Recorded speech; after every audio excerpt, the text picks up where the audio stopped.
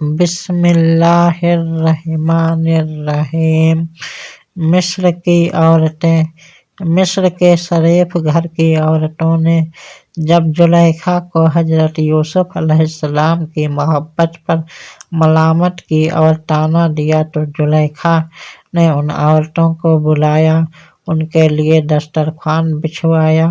جس پر طرح طرح کے کھانے اور میوے چنے گئے۔ پھر زلیخا نے ہر عورت کو پھل وغیرہ کاٹنے کے لیے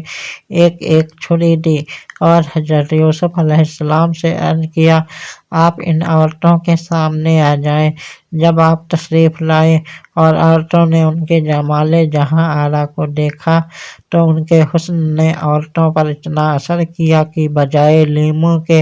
انہوں نے اپنے اپنے ہاتھوں کو کاٹ لیا اور خون بہنے لگا، مگر ان لوگوں کو ہاتھوں کے کٹنے کا احساس نہیں ہوا، اسی لیے انہوں نے یہ نہیں کہا کہ ہائے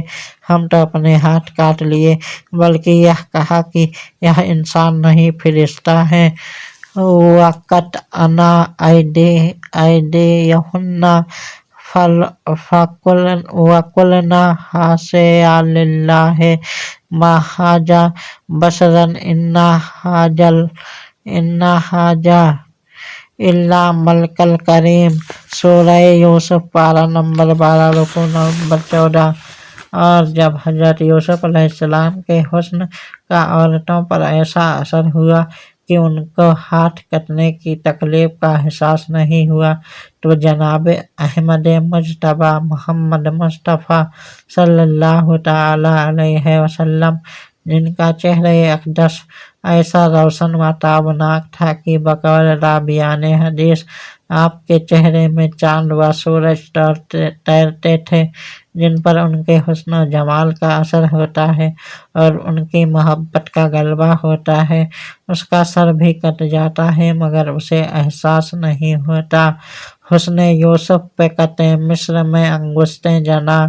حسن یوسف پہ قطع مصر میں انگشتیں جناں، سر کٹاتے ہیں تیرے نام پہ مردان عرب، سر کٹاتے ہیں تیرے نام پہ مردان عرب۔